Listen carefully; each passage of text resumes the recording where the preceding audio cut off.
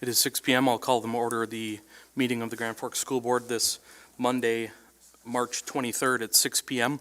First item on the agenda is the Pledge of Allegiance.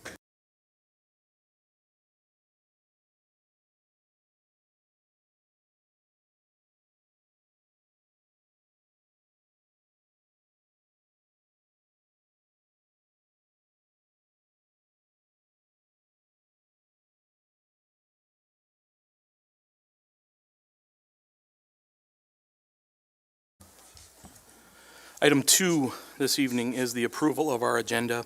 I would seek a motion for approval. There's a motion for approval from Bill. Is there a second? Second from Amber. We'll go ahead and take a roll call vote. Clevin? Yes. Larson? Yes. Lunn? Yes. Flynn? Yes. Hodak? Yes. Manley? Yes. Palmasino? Berger? Yes. Anderson? Yes. 9 yes, 0 no, 0 absent. Motion passes. Item number 3 on our agenda is our public comment period. We are about to enter our public comment period. The purpose of the open meetings law in North Dakota Century Code is to provide members of the public with access to meetings of a governing body of a public entity, allowing them to observe and monitor. By state law, every regular meeting of the board must include an opportunity for an individual to provide public comment. The law requires that an individual providing comment in a meeting provide to the governing body in writing their name and address. Public comments must be pertinent to the district and may not interfere with the orderly conduct of the meeting, may not be defamatory, abusive, harassing, or unlawful, may not include confidential or exempt information, and may not be directed at personnel. At this time, I have 3 public comment cards filled out. Each individual is allotted up to 3 minutes to speak. No individual may speak on the same topic more than once. School board members shall not engage in a response or enter into debate about any issue brought to the board during this portion of the meeting. Public comments and concerns will be directed to the superintendent of schools, who will address them in accordance with policies adopted by the board. Finally, please know that members of the public are invited and encouraged to submit written comments via email in lieu of speaking during the public comment period also. The first public comment card I have is Andrew Krausnick. Please come to the mic, state your name.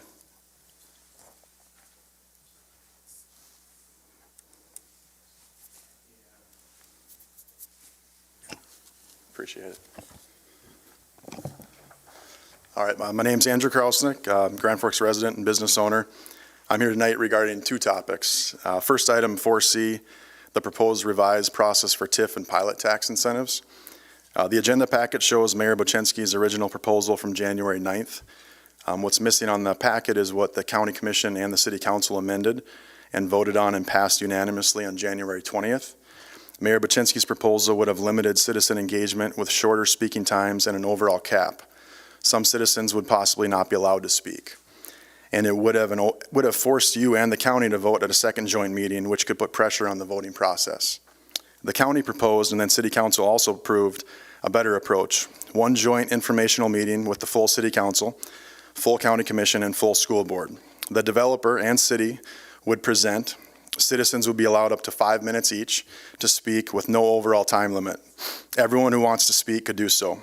Then the item returns to your regular board agenda for independent discussion and vote in your own chamber. And the same for the county. And then finally back to the city for the already required public hearing. I respectfully ask that the school board align with what the County Commission and City Council already approved on January 20th, a modification to what Mayor Bochensky proposed initially on January 9th. This preserves your independence and gives citizens proper engagement. Second, I continue to urge you to advocate for the school district and our students against the city's continued abuse of the 5-year pilots for apartment complexes and retail. These do not legally require your consent, but you still have a strong voice, a much stronger voice for the students than we do here in the bleachers. 2 more 5-year pilots are being discussed tonight, actually, at the Committee of the Whole. The Domain and CK Commercial represented about $2.5 million in exemptions. Dakota Commercial had signaled to the city these projects weren't going to be able to take place without larger incentives, but miraculously, now they're saying they can. I'm hoping City Council will finally call the bluff of our local developers and say no more to these apartment complex and retail pilots. I emailed you all today an image showing the domain's planned amenities. Their plans show 2 golf simulators, an indoor pickleball court, indoor basketball court, 4 bowling lanes, and a fitness center. Then outside, a pickleball court, putting green, and ample space for gathering and socializing. Yet the developer wants nearly $2 million in property tax exemptions. If they cut all those amenities and the associated space and maintenance expenses, they'd shave off more than $2 million right there. Can you help me, all taxpayers, and the students in our school district by speaking against this abuse of these 5-year pilots? Our school district is facing a $4.4 million deficit and cutting programs. I ask that you become vocal on the issue. Send notes, make calls, speak at city meetings. Please push back against these tax incentives on behalf of our students, taxpayers, and business owners. Thank you for your time. Thank you. Second public comment I have is Vivian Mayo.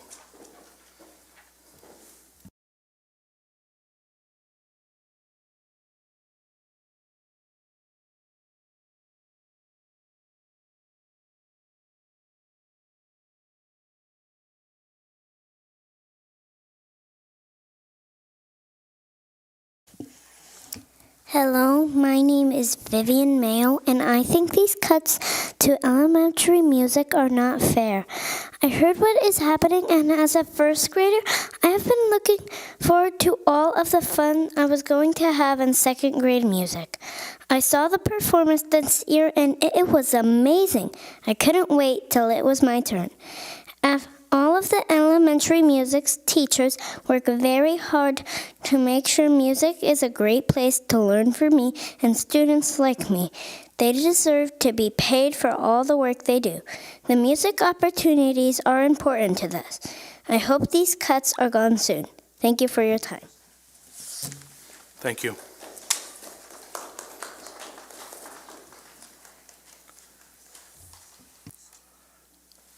Last comment card I have is Dr. Whitney Mayo.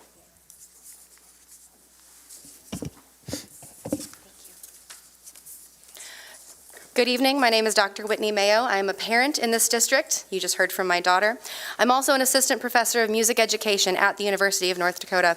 I am not speaking on behalf of the university tonight. However, I'm here as a music educator, a researcher, and a parent who is watching her 6-year-old daughter advocate for an opportunity that she hasn't had yet. To be clear tonight, I'm talking to you about the coda cuts for your elementary music teachers. Her statements and the statements of students like her are what I want the board to hold on to. You've heard from students in the past months who have said that the music programs at the lower levels matter, that they got to do it. My daughter here is fighting for a chance that hasn't come yet. She's the voice of every child in this district who's waiting for their turn, who may not get one if coda is not protected. You've heard from teachers, community members, alumni, and students who can trace a direct line from their elementary music experience to who they are today. I trust that the board has heard this testimony. I'm here to talk about something slightly different, something about labor, equity, and about accountability with the elementary music teachers. What's happening to elementary music in this district is not simply a budget crisis, it is a question of priorities, and the upper administration's recent decisions have made these priorities very clear. At your last meeting, a motion was introduced for board members to voluntarily forgo their own stipends for a year where the motion failed 8-1. I'm not here to relitigate the vote. In fact, President Berger's articulated something important in response to it, that it is not appropriate, in his own words, to pay for budget problems on, quote, the backs of these people here.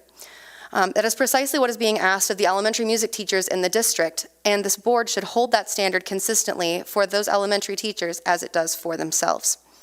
Keeping the elementary music programs, 2nd and 5th grade programs, and chorus costs approximately $3,000 per campus per year. Across all 11 elementary schools, that's approximately $33,000, a small sum relative to the expertise and dedication required to run these programs. Another inequity specifically to name, the fact that the cuts once again target general music and vocal music. Your band and orchestra teachers receive a stipend for their after-school performances. Your chorus teachers at the moment would not. This reflects a pattern that music education researchers have documented for decades, that elementary general music is consistently treated as less essential, less professional, and less worthy of compensation than every other level and setting around it. I want to address the notion that the teachers are being given options, that non-monetary pathways are being considered. The pathways being considered, quite frankly, are not reasonable. They are obstacles dressed as solutions. While these teachers decline the arrangements that would ask even more of them without fair pay, they will be positioned as the ones who chose to let those programs die. It is not a choice, it is a setup. Let's see. My students here observe and teach in Grand Forks Public Schools. Many of the teachers work with me regularly in a professional development capacity, often on their own time and at their own expense. I offer my expertise and my ongoing work with the community, and I apologize that I am out of time. I trust the board will reflect on fair compensation for those elementary music teachers. Thank you. Thank you. I missed an important item, so I want to offer Mr. Palmasino the opportunity to read our school board meeting norms at this time.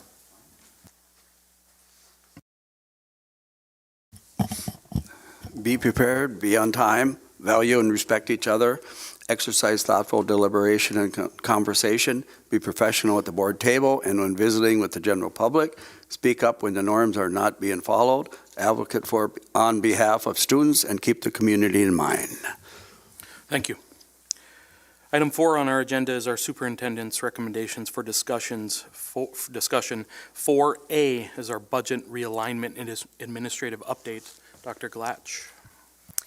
Thank you, Vice Chair Anderson, tonight sitting in for Dave Berger, who's online, by the way, if the public did not figure that out. So in your packet, you can see a memo from Dr. Brenner, who was unable to be here tonight, regarding the recent steps taken in our budget realignment process. The intent of this memo is just to inform the board and the public to the fact that we continue to have discussions about the ongoing effects of the budgetary realignment and how we're going to resolve some of the impending issues. So on March 12th, there was a school board policy review committee. This came as a result of a direct request from the board here to take a look at the reduction in force rubric as it had been proposed. Rachel Bruner, who's our guiding attorney, was present at that meeting, and that document was reviewed to make sure that it was there to be instituted in equitable practice. On March 16th, there were two concurrent and a little bit conflicting because we ended up changing course in the middle of that meetings that occurred. We had an executive cabinet meeting in which we shifted course away from the reduction in force following the lead of our attorney, Ms. Bruner.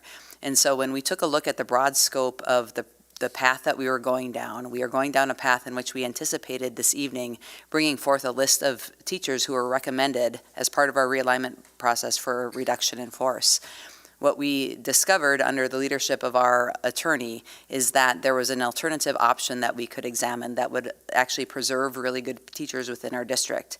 And so what we did from there is that we took and I'm getting a little bit into Griffin Gillespie's territory here, but we took a look at those that were qualified for reassignment and paired them against our current openings, and were able to offer people positions in order to preserve our workforce.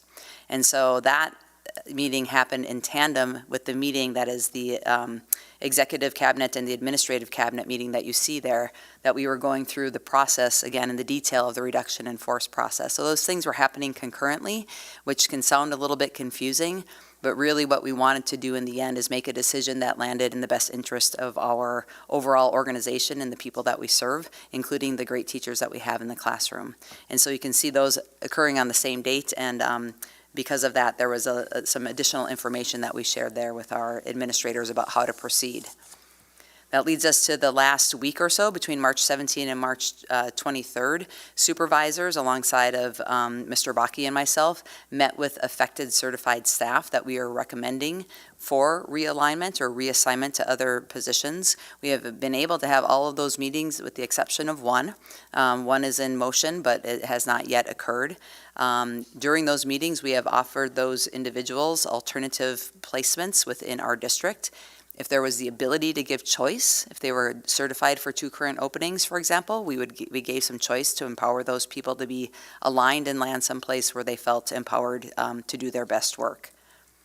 In addition to that, there were no alternatives, meaning no openings for the reductions in force of two individuals. Their contracts were reduced from 100% to an 80% contract. That still allows them access to full benefits. Both of those individuals signed a waiver to a right to grieve that 20% reduction in force. All the conversations, we have to give kudos to the individuals who are on the receiving end of them. Very professional, really thoughtful questions. Appreciate the collaboration that we felt from those individuals. Those folks were given the next steps and the opportunity to ask questions and seek additional support, and some of those questions are continuing into today. On March 19th, a district communication was also sent out from Dr. Brenner to all staff regarding that shift in the approach that we're taking to the reduction in force. So again, the things to emphasize is that we are able to meet our budgetary goals by realigning people for other positions for which they are certified, instead of asking people to separate their employment with us. Overall, we just want to make sure that in the closing comments there, that this phase of the budget realignment process underscores our continued commitment to balancing fiscal responsibility with a people-centered decision-making mindset. We will continue to keep the school board informed as this work progresses and as we move toward final recommendations and outcomes. So I'm posed to take any questions at this time from the board. Any questions for Dr. Glatch from board members?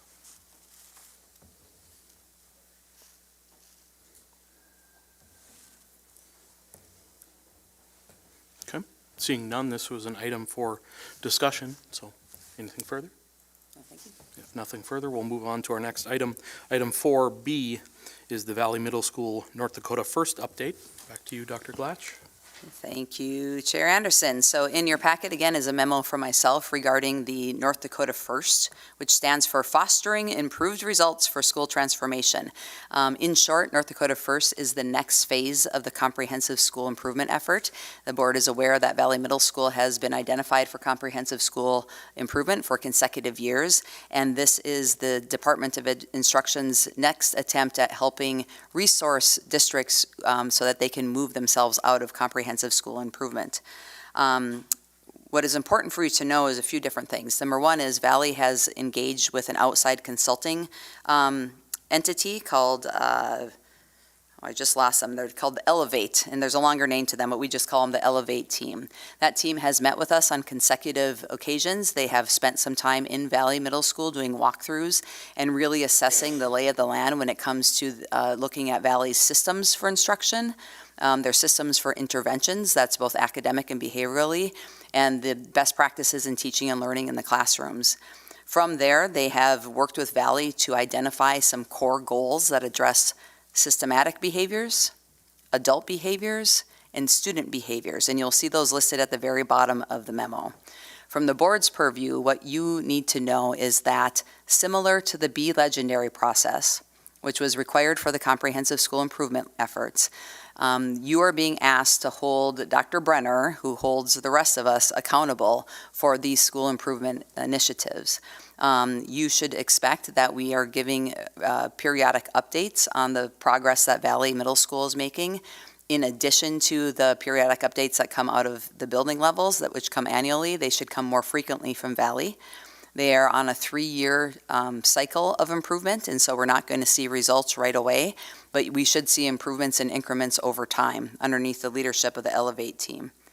Another responsibility that you have as a school board is to make sure that we as a district are looking at our resource allocation through what I'm going to call an equity lens. Equal means everybody gets the same thing. Equitable means people get what they need in order to close gaps.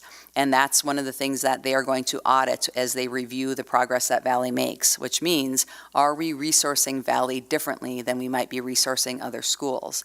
Are we providing additional professional development? Are we providing perhaps additional staff to conduct the interventions, mentorship, expertise, things of that nature? Valley does receive title dollars.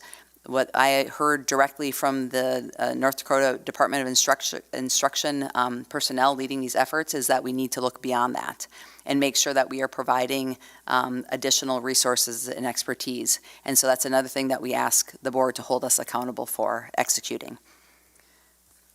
to review their school improvement goals. And again, some of these address systems, some of them address adult behaviors, some of them address student behaviors. They're looking at instructional rigor, so standardizing the Marzano observation framework across all classrooms. That really has to do with that guaranteed and viable kind of tier 1 high quality instruction in every single classroom. In ELA and math, increased proficiency in ELA to between 42 and 49%, and math between 31 and 35%. I'm going to explain that a little bit. We set a new normal last year when we shifted to the ND plus test. I think you're aware of that. So our longitudinal data has been thrown off a little bit. And so the new baseline will be set by this spring's results. And so we can expect a report from Valley Middle School on what that number will actually be in the end. From a student engagement standpoint, we want to decrease in the number of students reporting as disengaged from 28% to less than 18%. Flex time, which is that tier 2 methodology where we are reapportioning a component of the day for direct instruction for kids and intervention for kids in academics and behavior. We want to ensure that 90% of students receive targeted support based on current data. And from a teacher efficacy standpoint, we want to increase staff morale and efficacy scores to greater than 4.0 on a 6-point scale. And so again, Valley Middle School should provide the board with a baseline data report following the spring of 2026 assessment cycle to verify the starting points for their academic goals. And so I'm here to entertain questions at this time. Questions from board members at this time? Dr. Hodek. Could you explain to me who is on that Elevate Collective consultant team that North Dakota Department of Public Instruction put together? Thank you. Yes, so Doug Greer is the lead. Doug comes to us from another state that's not on the tip of my tongue right now. We have a consultant from Hawaii. We have consultants from all across the nation that are part of this team. I would like to report that I have been entirely impressed with their work. They are realists. They are people who have given us concrete action and direction.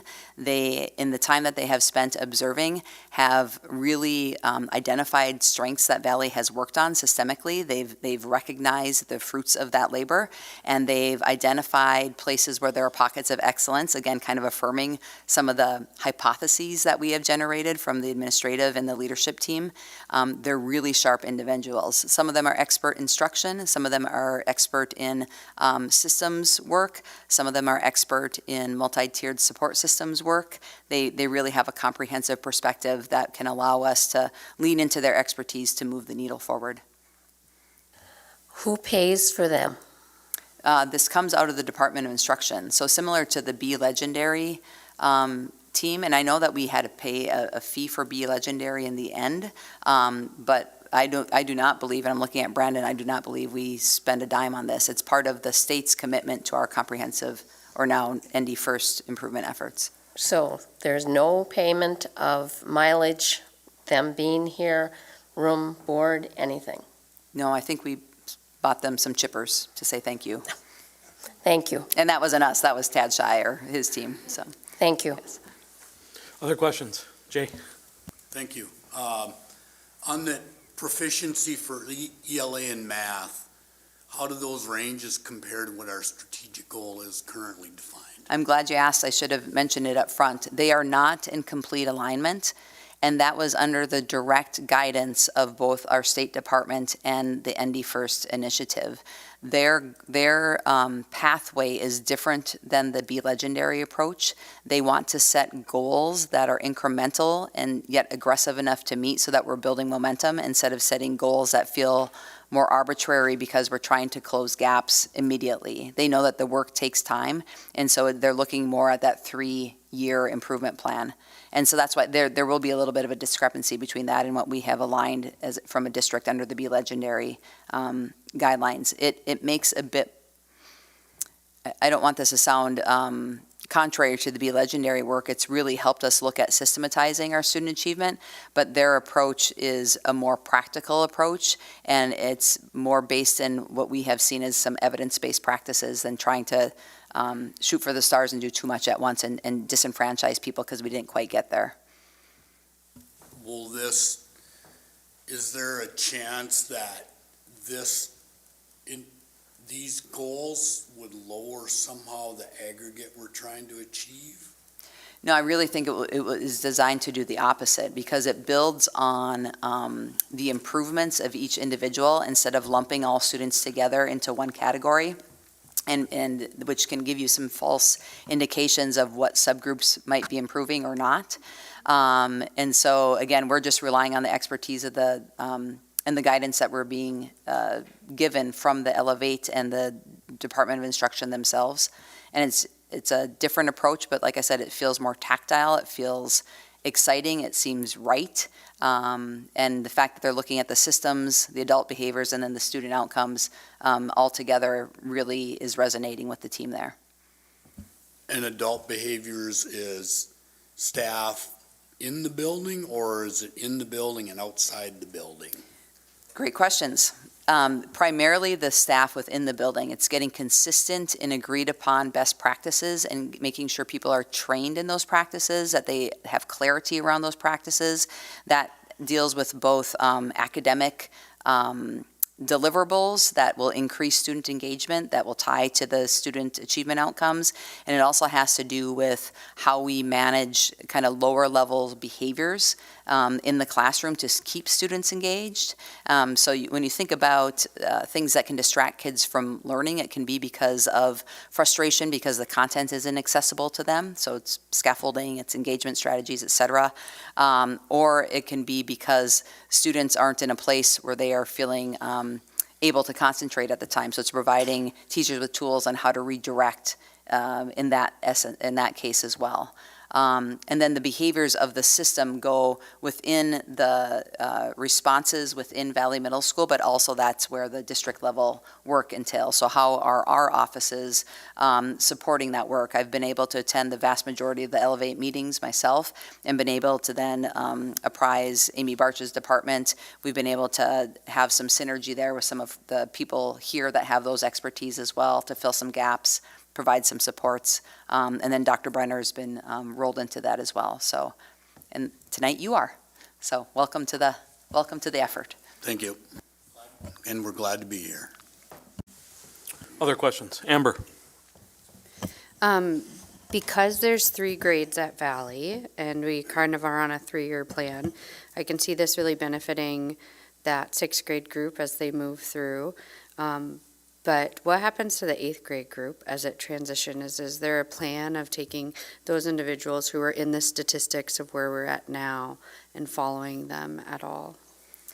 Another great question. So the students who are in 8th grade and 7th grade right now, I think have reaped some benefits from the comprehensive school improvement efforts that have been made. And so as I tried to mention before, maybe not very clearly, Elevate really has validated a lot of the great foundational work that Valley has done to try to get teachers on the same page instructionally, some of those intervention systems in place. And so they actually have seen an improvement in many of their formal test results. They haven't quite reach the benchmarks of others, but so there are benefits from students who are currently in the system there. Following them forward is something that we will do. What is more important to this process, and let me rewind that a little bit. So one of the things that is on track for student intervention as they move forward really is built around the literacy and the mathematics goals. And so the majority of students right now feed into Grand Forks Central High School, and so things that are already aligned include the AVID programming, which is an equity-based instructional framework, relational framework. It's a framework that's designed to close learning gaps, get kids access to rigorous instruction. That's already in place, so students will continue to benefit from that. The other component that's in place right now for Central is additional math support and intervention. Central's actually piloting, and this is a conversation for another day, but they're approaching some of their kind of remedial math work differently. They're doing some team teaching and spending a different component of the time in the classroom, revisiting some of those automatic skills, mathematical skills that kids might be spending a lot of cognitive load on, but don't have down fluently, and then getting into the grade level instruction. So some of that is already in motion to take care of the current students moving forward.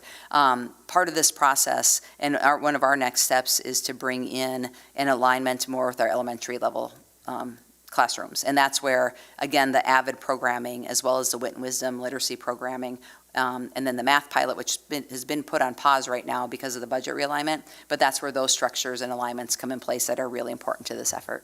Thank you. Other questions in the room? Dave, anything on the phone? Thank you, Chair Anderson. Dr. Hodak asked my question already, but I appreciate the opportunity. Thank you. Anything else in the room for Dr. Glatch? Questions or comments? Okay, hearing none, we will move on to item number 4C, our reduction in force update. I'm going to look at Mr. Gillespie to come to the mic and provide us that. Hello, board members. I feel like Catherine kind of walked through all of this already, so I'll just maybe touch on some high points, and if you've thought of some questions from when Catherine was talking, I can help take those now. But essentially, when you look at where we were at the beginning of this, the 25 FTEs that we were originally for certified looking at reducing, really we walked that down to about 15 by the time we got to the scope of the reduction, just through some attrition and movements itself. And then within the last couple weeks, got that down to 11 FTE. So really, in looking at that, felt like it was very reasonable to make some moves to keep everyone employed in the school district. And a couple just things to highlight is it didn't feel great to think about posting positions in the district and then having people that were losing jobs. So it felt like it was necessary for us to make those movements and not have positions posted for people that can be moved internally.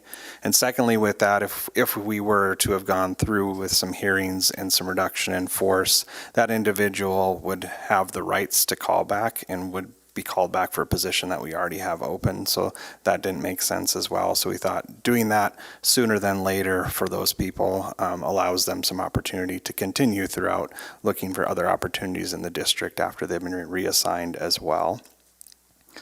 So I think Catherine kind of covered everything as far as how we got to this point. Does anyone have any questions on specifically the RIF process?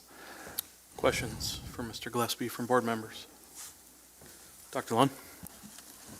Not a question, just a comment. I appreciate the effort of all the people involved in this, in particular the people that were affected by this and their willingness to make some, I'm sure, not easy decisions, but also all the administrators that looked at this. I just want to thank everybody for a process that's oftentimes not easy. I think everybody performed wonderfully. Yeah, thank you. And I know there were even some individuals out there who had conversations with myself and principals about moving to other positions so that they could, essentially save that position for someone else within their area. So a lot of kindness out there as well. Bill? Yeah, a lot of times we talk about certified. There is still a lot of classified people that will be losing their job. I know people that work at the Mark Sanford Education Center. So do you have a rough idea how many of those people will? Because we hear a lot about people complaining about budget cuts, but we still have a lot of people that will be losing their positions within the system. Yeah, so that's kind of the next step now that we're finishing up these conversations with certified, is to focus on classified. Some of that has already happened. For example, my HR position, the person left in January and we haven't replaced that position. There's some conversations already that I know Brandon has had with some people affected in his area that they've been informed. But there are some other areas that will start to need to have some of those conversations, considering custodians and some of the ML pairs, some things like that. So I don't know if Brandon, if you have anything else to add to that. Yeah, thank you, members of the board. Just to address the question too, Griffin got it right on the head, is where we had to have those appropriate conversations for those identified that could self-identify based on the 52 concepts. We've had those conversations. For other groups, take the custodians, for example, it's been worked through on a plan compared to square footage, et cetera, where the reductions would take place. And then through attrition, we're able to continue to work through that plan. So of the custodial group, I'd say even right now, roughly half of those have voluntarily stepped away so we can capture those savings, and it's working with those others that remain about how to handle that workload. If that doesn't all happen through attrition, then we'll have conversations nearer the end of the fiscal year. Other questions or comments? Dr. Hodak?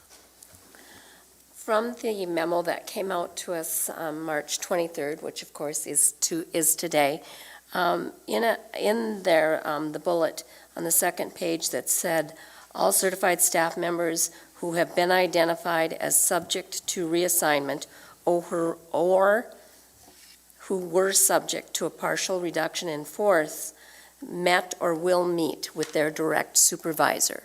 Is that been completed with those staff members? And if not, when will it be completed so we would know? I think Catherine mentioned there was one left, right? That is correct, and that is scheduled for tomorrow. Other questions, comments for Mr. Gillespie or others? Dave, anything on the phone? Nothing from me, thank you. Thank you. Thank you. Anything further in the room? Yeah, Dr. Glatch, please. Dr. Hodak, I do want to make you aware, however, the conversations are occurring with those that are being reassigned to different teaching assignments. We still will have a ripple effect, meaning that we will need to redistribute and reassign persons to other buildings, for example, within their content area. Those conversations have yet to be had. So that's, as Griffin said, yet another phase moving forward. Just wanted to be transparent about that. Mr. Rocky. Yes, thank you, Board Member Anderson. Board Member Hodak, to clarify, or just to make sure to reiterate exactly what Dr. Glotch stated, but that's if they're changing programs. So if they're changing programs, they have been identified in that conversation, and those conversations have occurred with the exception of one. I'll use ML for example. All of the ML staff then would be potentially redistributed throughout buildings to make sure we're covering all the necessary buildings, but they'd still be staying within the ML program. Does that make sense? Okay. Anything further? Board members, questions or comments? Okay. Seeing none, thank you. We will move on to item number 5, Superintendent's recommendations for action. 5A is our consent agenda. I would seek a motion to approve. Motion by Joel. Is there a second? Second. Second by Bill. We'll take a roll call vote. Is there an opportunity for discussion on this? There is not on consent. Palmasino? Yes. Lund? Yes. Larson? Yes. Clevin? No. Flynn? Yes. Hodak? No. Manley? Yes. Berger? Yes. Anderson? Yes. 7 yes, 2 no, 0 absent. Motion passes. Thank you. 5B is our general fund financial statement. Mr. Bombach. Thank you, Chair Anderson, members of the board. The financial statement here reflects the first 8 months of the year. That's July 1, 2025 through February 28, 2026. Total revenues accounted for $83.58 million and expenditures at $75.77 million, putting the net revenue over expenditures of $7.8 million. The first report is that variance report. That's a budget to actual comparison, and you can see those local proceeds are starting to come in about 32% of the budget, and you can see the state proceeds have largely come in about 82% of the budget, with those federal sources coming in on reimbursement now showing about 35%. In total, 64% of revenues budgeted are received in by that point, whereas the expenditures are closer to 56% there. If I can skip lower on that report, just to show one thing that I'm watching is in the salaries. You can see we've expended on the classified side 65 or almost 66% of the budget on classified.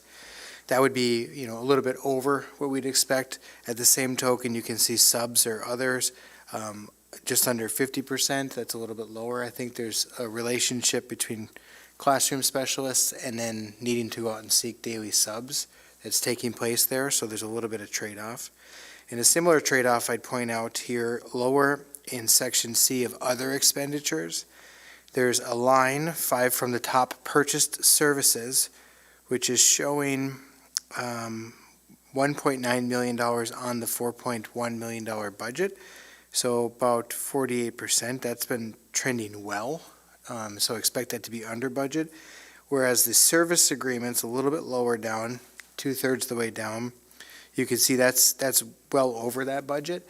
And that's largely explained, I had a couple of different contracts there, but it was taking a closer look here over the weekend and also identified a Johnson Controls contract we have, where we have 2 individuals within our organization that keeps everything running really well as far as HVAC systems go. And last year, we actually had that in a purchase service line, and we had moved that, I think, more appropriately to a service agreement line. So that's pushing that budget beyond what we'd expect, but I'd want you to know this, is that it's a trade-off with what was budgeted within purchase services.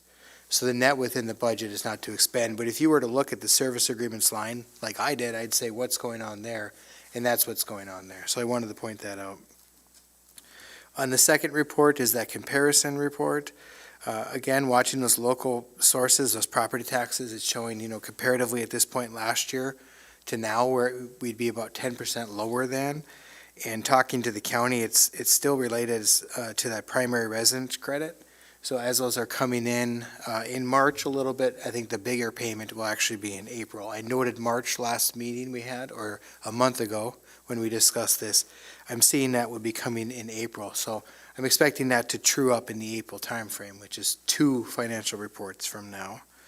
But just wanted to point that out. Federal sources, last time we talked about this, we said that was trailing and it was comparatively lower. You'll see it's still at a negative number, but we've caught up quite a bit where we've brought in over $4 million. What's important to note, if you were to compare what we would have budgeted or expected in federal reimbursement, it's changed quite a bit. Our literacy grant has now gone away, or CLSD grant, which has gone away. Some ESSER funds or other retired grants would just bring that overall expectation down. So when I see 25% less, I'd say that was expected in that case. So I just wanted to point that out.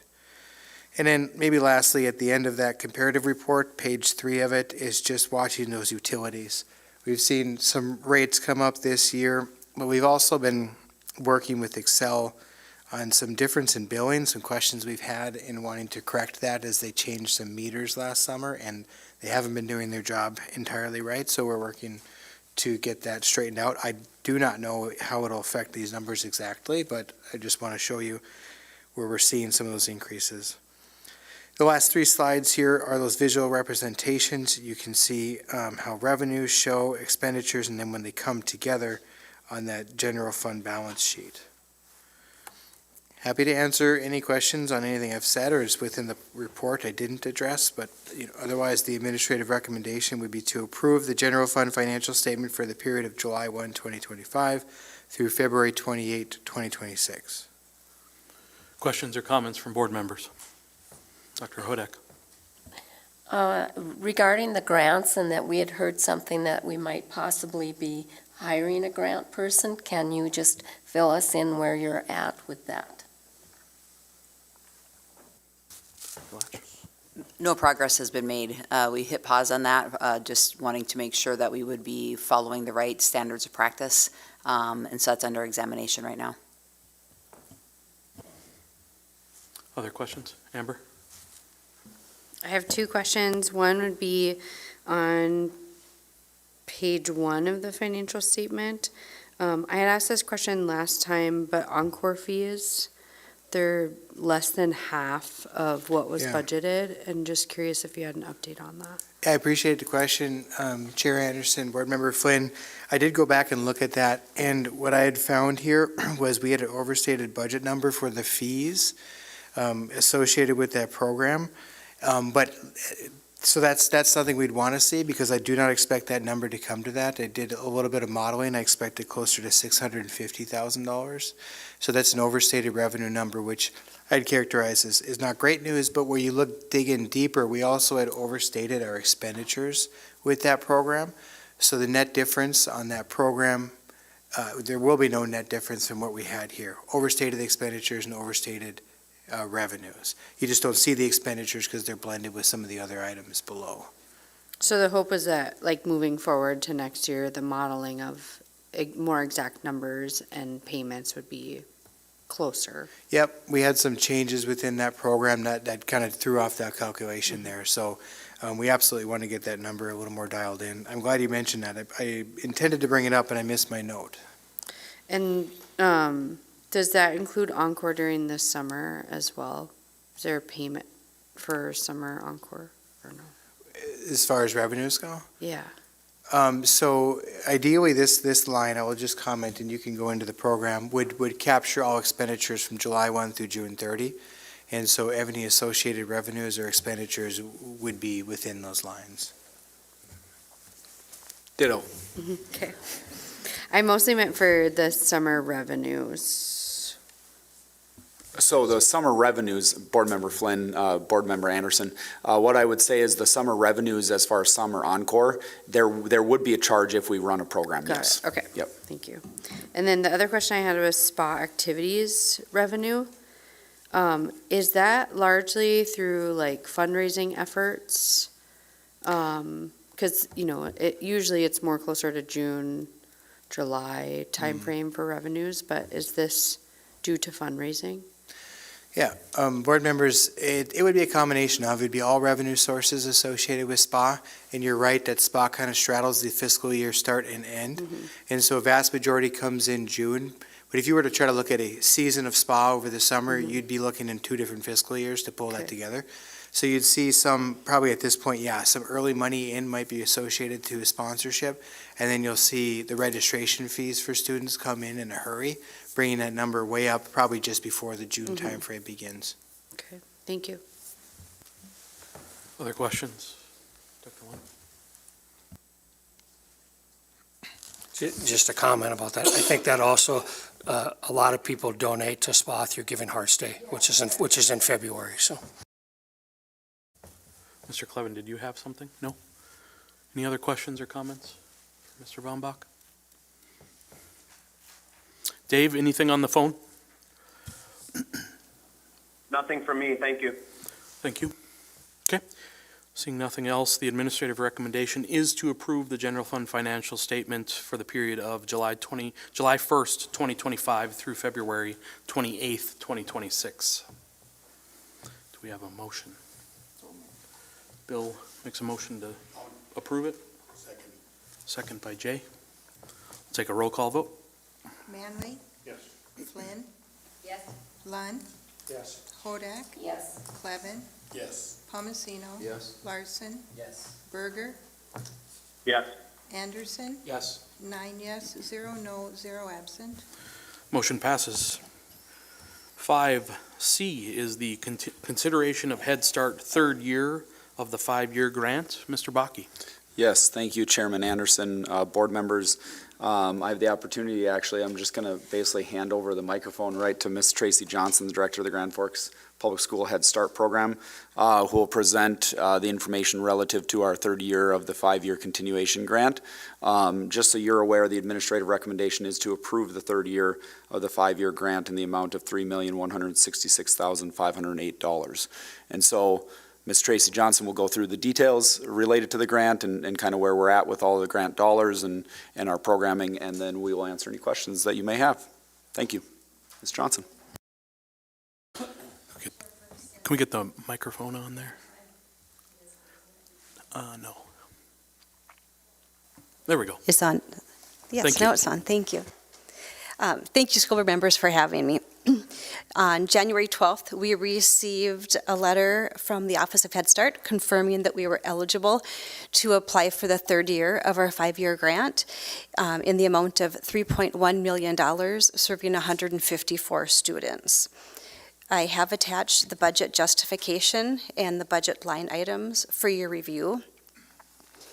The Policy Council unanimously voted and approved the grant on March 17th.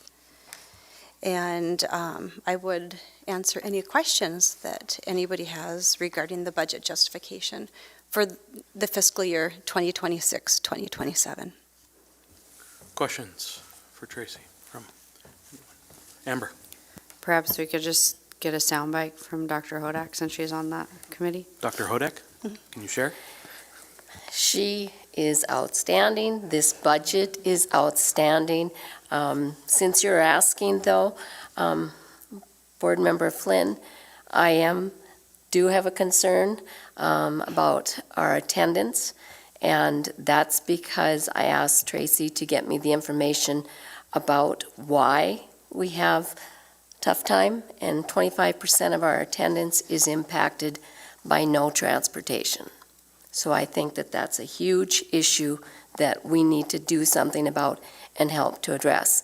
The good thing is when I asked that question, Tracy had all the data and was prepared to answer that and respond.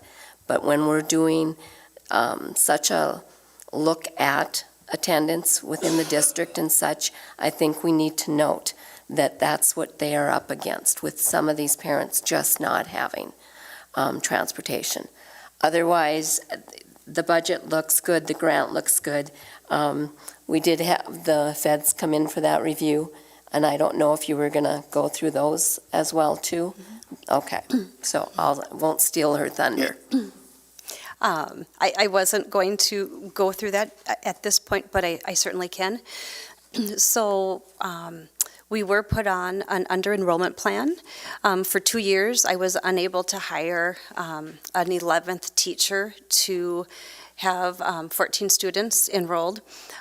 But since last May, I secured a teacher, and we've been fully enrolled with our students since August of 2026, and happy to say that we are no longer on our under-enrollment plan, so that's great.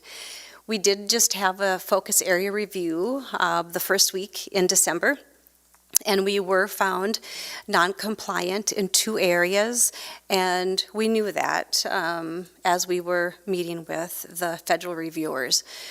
One of the areas is because the school board members don't all receive the policy council information. For 30-plus years, we've had a school board representative attend policy council meetings. I think the 2 members that we've had that are currently on this board are Dr. Lunn and Dr. Hodak, who, again, I will say, when we've had a school board member present, they've been very involved, asked great questions, and been just really a great advocate of early childhood in our community.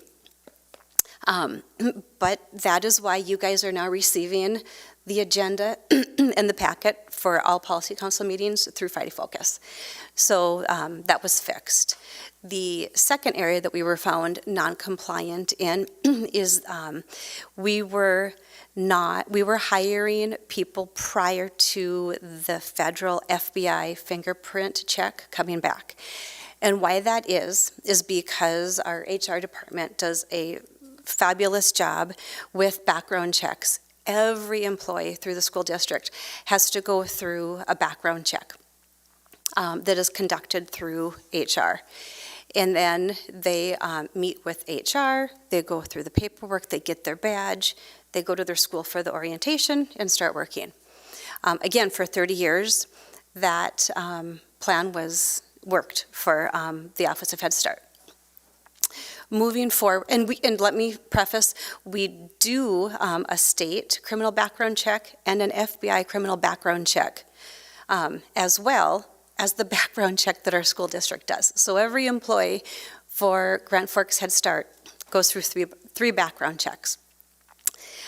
They need to go through all 3 prior to starting their first day at Head Start. So again, moving forward, we've already corrected that as well. Any questions with the review that we had? And the only other comment is we continue to have a wait list. And so anybody drops, we've got students that are picked up immediately. Thank you, Dr. Hodak. Anything else? Amber? Just to follow up, sorry, Dr. Lund, I couldn't remember who the other one was, so I looked at Dr. Hodak. But is there potentially an opportunity for future grants for Head Start to write in some transportation costs? Or have you talked about that at all? Right now, the federal government is not releasing any new monies for federal programming. Next year, we did, we received money, but it's flat funding. So we're going to be operating under the same costs, not costs, but the same value that we were given a year ago. Okay. With that said, it appears that Congress will approve an increase in Head Start funding for the 2027 fiscal year. But I don't know what kind of programming will come with that. Thank you. Bill? If it is improved and we got more money, do we have space? Or are you tight on space? Well, that is the million-dollar question. We are tight on space. Currently, we are using a smaller classroom at our main site. We're connected to Lake Agassiz. And because of usable square footage, we can only have 35 square feet of usable space per child. And so that particular classroom can only have 10 students in it. So yes, that's always a hurdle. Other questions, comments from board members? Dave, anything on the phone? No, thank you. Thank you. Seeing and hearing nothing else, the administrative recommendation is to approve the third year of the 5-year grant in the amount of $3,166,508. Motion by Dr. Hodak. Is there a second? Mr. Manley, second. We'll take a roll call vote. Larson? Yes. Levin? Yes. Palmasino? Yes. Hodak? Yes. Lund? Yes. Berger? Yes. Flynn? Yes. Manley? Yes. Anderson? Yes. 9 yes, 0 no, 0 absent. Motion passes. Thank you.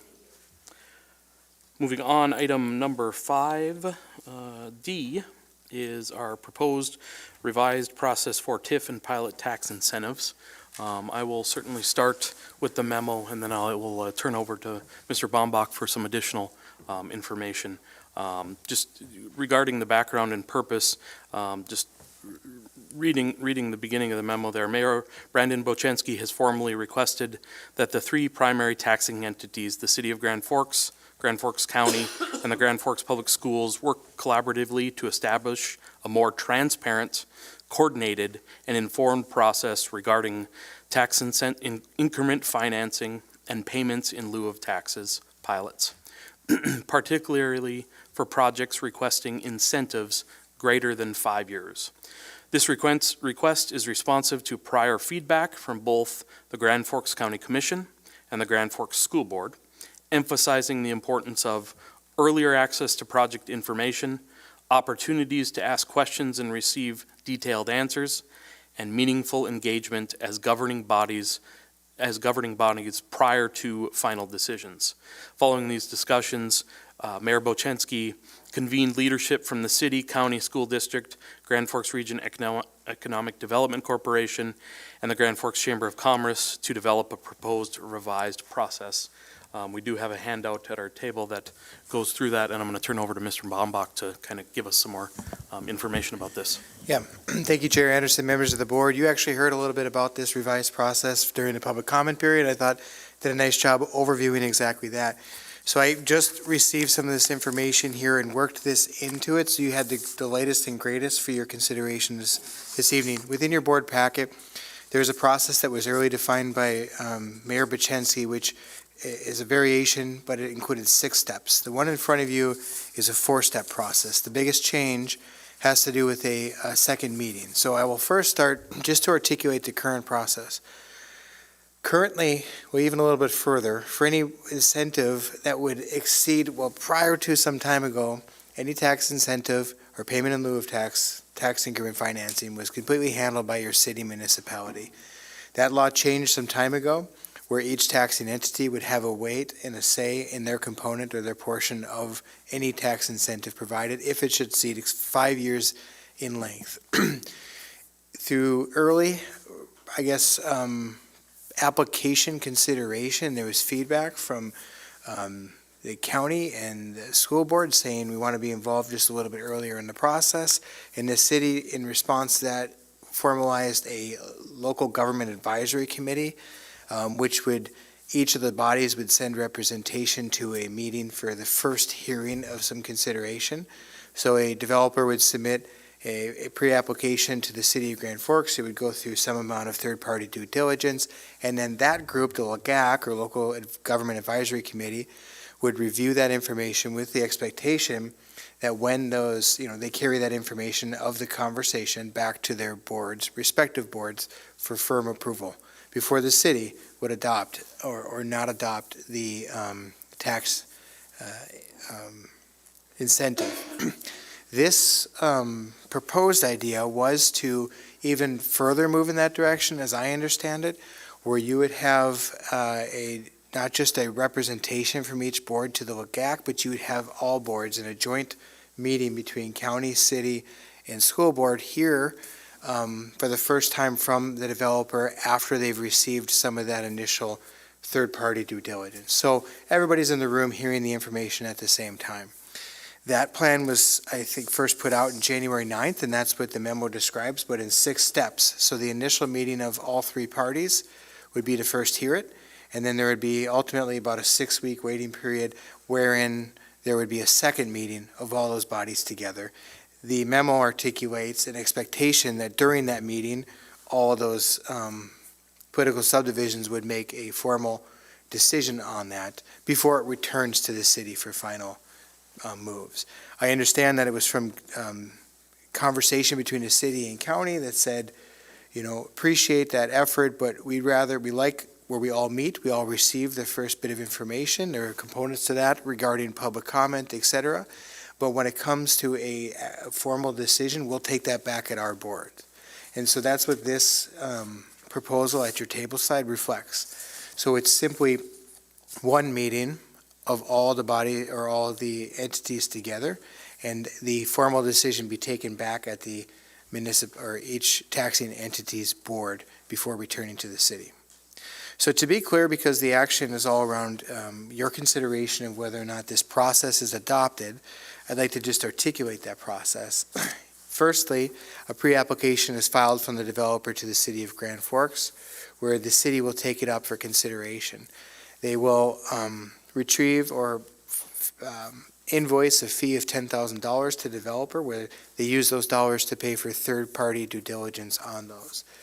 In this process, then, the combined city council, school board, and county commission would meet in one setting to receive a presentation of the project itself with the third-party due diligence. There would be conversation and diligence done there at the meeting, but no decisions made. From there, there would be about a 60-day period. It's important to note that the law would say there's a 30-day period in between when the city formally sends over the application to each of the taxing entities that they have to weigh in on. And if you don't weigh in within 30 days, then you would, by default, give permission to your participation in the tax incentive. This is a 60-day window, which is a little bit longer, of course. Yep, I got myself tripped up there.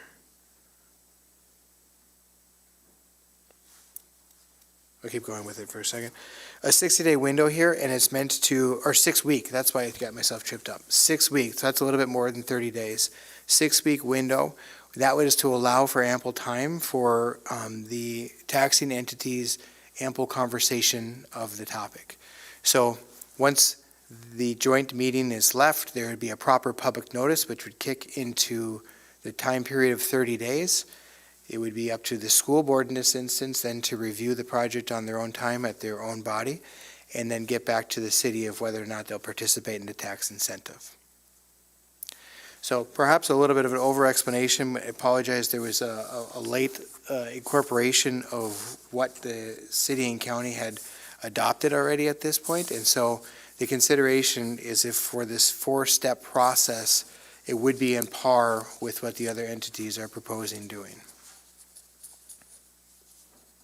So tonight they'd be looking for ultimately a discussion and consideration of to adopt this process.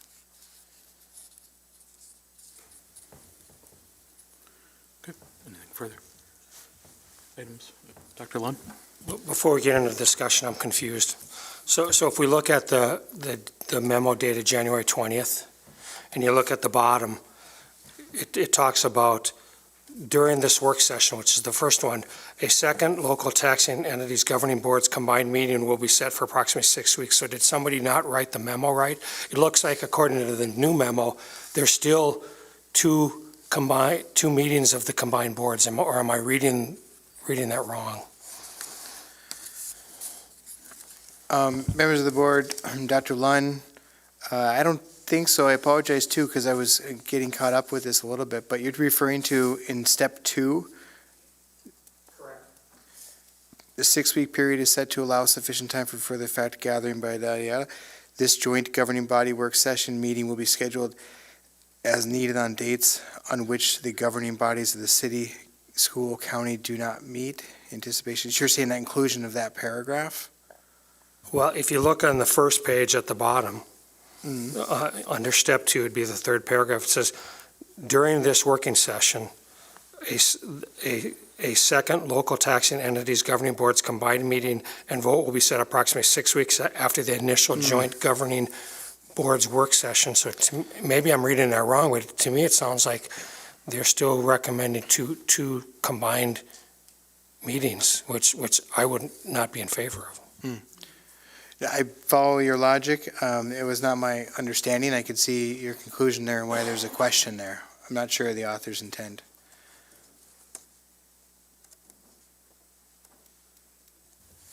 Amber?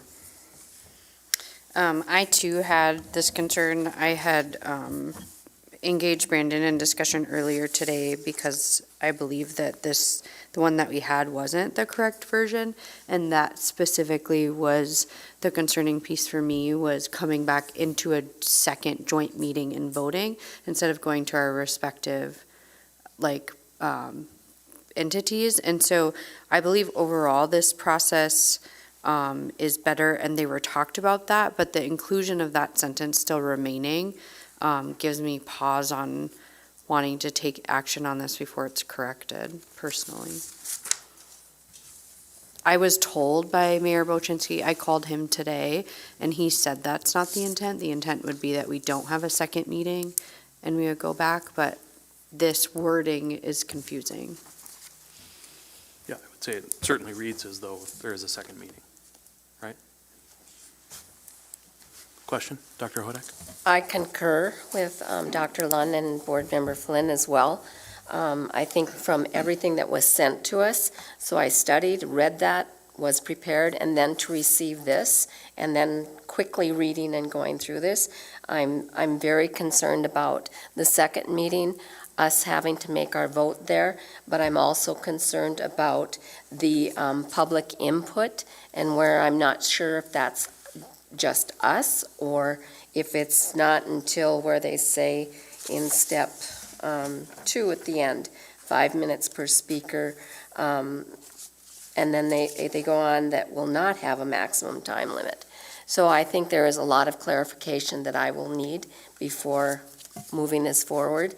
And my last point is, are we doing this just for process, or is this going to be something that we would be doing for policy? And if so, then I would anticipate that it would have to go to the policy committee first, and that group to do the due diligence and come back to the board with a recommendation. Sure. Chair Anderson, Dr. Hodak, fair enough. I did ask the question about any sense of urgency on this or whatnot, is from the city's perspective anyways, and I think that there would be some time to take this back, get clarification on the intention here and bring it back at our next board meeting for any action. So that is, it's always a possibility, but I just point that out from that perspective. As it relates to process or policy, I don't know that I've understood this to need to be a policy, not that it couldn't be a policy of the board, but rather a process. And so that'd be an administrative process, something that we love as administration, clarity from the board as to meeting your expectations. I think that helps. Not that it would be required to be fully embedded into policy. Other questions? Amber? Just a point on that. I mean, I think it's helpful to have policy, but as this is sort of a new process that's happening, I do think it would be better as an administrative process personally, just because it can ebb and flow and things can change. And certainly, I feel like there will be more transparency and awareness to the process. And so we could probably give on-time feedback, whereas a policy might be more strict in how things are followed. So I personally would vote for it to be an administrative process, but I just don't know that we're there yet. And it might be helpful to seek clarification and then also invite maybe the mayor to our next meeting. So if we maybe choose to just postpone this to the next meeting, I think the board action could do that. Yes, Dr. Lund? I think I would like to see tonight at least the opinions of the board members of what they would like to see changed. So whoever is going to talk to the city council can say, well, the school board is in favor of an initial combined meeting, but we're not in favor of a second combined meeting, that we should think that should occur at our home board meetings. In answer to Sherry, I would see public comment period being at the combined meeting with all the entities, that 5 minutes, no end. But I also would see that there would be allowed public comment at a school board meeting or at a county commission meeting, by state law. So I would see that the citizenry should be able to comment at that combined meeting, but then should be able to comment at the individual meetings. I would certainly be opposed to anything that says that's not the way it's going to be, yeah. Jay? Everything said so far matches the questions I would ask. So my only comment is in step 3, the second meeting is also referenced. So we just need to make sure the whole document's reviewed and references to second meetings be edited and changed. And I also don't think we should formally take action on this today. Thank you for that. Yeah, I think it would be important to gather any extensive feedback that people have, or other questions or comments, so we can make sure we have everything before we come back again with the desired information. So are there other questions, comments from other board members? Amber? I, as part of our process, would like some clarification from our district administration that each tax incentive review is also done by our attorney, because this process as outlined looks like the only attorney review is by the city's attorney. And if we are simultaneously voting as the same process as the city, I would like to have our attorney review the project. I know that's costly, but if there's something that's missed or if there's something that is different, I do think that our attorney should be reviewing all of these and advising us on what possible action we should take as well. So that may not be in here, but as part of our process, I would like to see our attorney review every single one of these.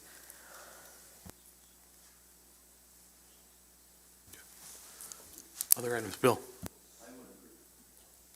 I would agree with you, Amber, but I think that the review of our attorney should be paid by the developer, because I think the fee has gone from, I believe it was only $2,500 prior to this, now it's $10,000. I'm not sure where all that money is going to go, but I don't think we as a board should pay for our attorney to look at it. I think the developer should. Dr. Hodak? Very good point. Very good point. I support that completely, Bill. Thank you. Other questions or comments? Dave, anything on the phone? I have a couple things that haven't been said yet.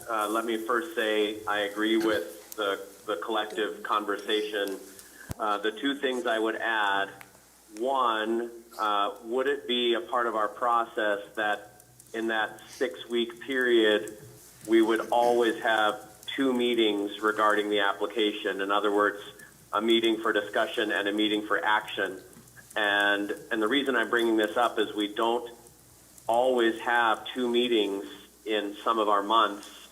And so I just want to make sure that that 6-week window would give us enough time for discussion and public comment, to Dr. Lund's point, and others.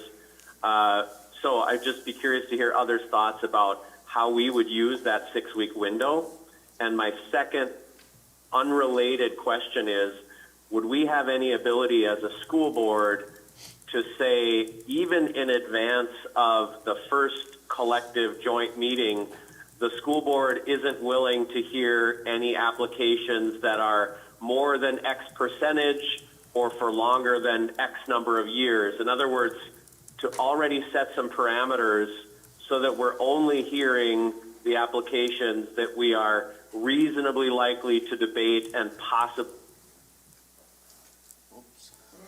Just that question to the rest of the group, if anyone else would have that sort of appetite to say, before we schedule these joint meetings, whether they're quarterly or twice a year, that just so that you know, as a school board, this is our broad position. So I'll mute myself here and listen to the rest of the conversation. Mr. Clevin? Yeah, thank you. I think that first meeting should always be entered into with an open mind, without any preconceived notion or idea or concept of an idea, because we don't know what's going to be presented at that meeting. I think going in there with a blank, open slate and open mind is a preferable way to go, and not have any preconceived ideas in advance. So just a gentle rebuttal to Mr. Berger's idea. Okay. Dr. Lund? Well, after an 18-hour meeting last week, I just love meetings. So I do agree with Jay. The problem is we could say, well, we're not going to do anything more than 10 years, or we're not going to do anything if it's not, if there isn't a gain in employment in the community. But we're going to be comparing apples and oranges and grapefruits. I mean, you all have sat through enough of these. They're all uniquely different.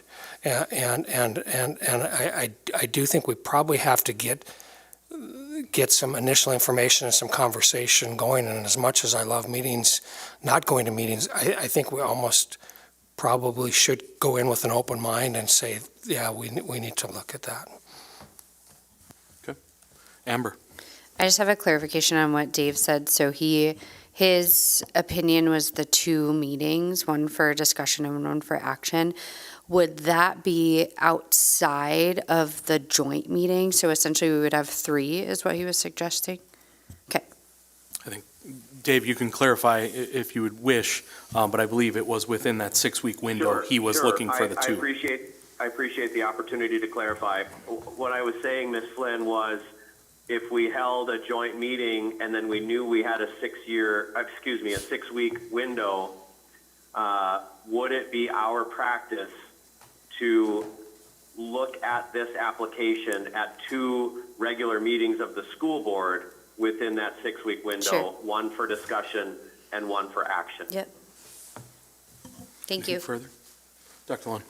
The only comment I'd have about the 2 meetings, it is possible, depending upon when we had the joint meeting, that 6 weeks, we might only have 1 scheduled meeting. But as we all like meetings so much, we could always have an extra meeting for that second meeting. We could, true. Dr. Hodak? And the other comment that I would have is when it says in here, a copy of the tax incentive pre-application is sent to all local tax entities. And that's saying step 1. I would expect that we would have that well in advance of the first meeting, so that it's not just handed to us a couple days before. I would like more time than that. Any other, Mr. Baumbach? Yeah, thank you, Chair Anderson. Just with however you consider the two meetings, and you're fully aware of this, but just to be super aware of it, is whenever that public notice goes out from the city side, it'll trigger a 30-day. And if you don't respond to them, as to whether or not this body would participate in the exemption or not, it would be default you do participate. So you just want to be very mindful if you're trying to schedule in extra meetings to meet your process document. May I ask a clarification question to Mr. Baumbach? But that 30-day notice period would occur only after that first combined meeting and then some period of time after. Like that is the concluding of the process. So we have 30 days to act upon that, but that's like the tail end of the deal. Yep, Correct. Chair Anderson, Member Clevin, that's exactly right. So when they talk about a 6-week window, it's probably important that we really understand just when the city intends to submit that public notice, because it's going to fit somewhere within that 6 weeks that's mentioned, but the 30 days is going to be the hard legal trigger as for when a response is required. So that may be one more point of clarification, just to say, how long will they wait? When exactly will that notice go? So that way we can count on the 30-day notice if indeed you plan to work it into your own process document. Other items. Amber? I just thought of one more question. Since it's a joint meeting, would it be clear as to who would be responsible for hosting, running, taking minutes?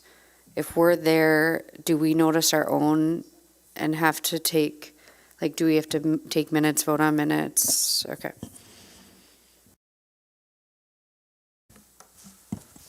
Mr. Manley? Just a clarification on the process moving forward. It seems like we're almost all in agreement that we're going to delay this. Do we move to not approve this, or do we table this for later? How does this work? What I would seek is a motion to postpone taking action at this time. When we're ready for that. If there's other conversation to be had first, that's fine. I'm Amber? not an attorney, but familiar with parliamentary procedure, and I believe we have to say a specific date or when we might revisit it. So we would just probably need to know the next date of when we're going to meet. Or when administration would then be prepared So to it's bring either, it back. the 13th of April is our next meeting. After that, it's the 27th of April.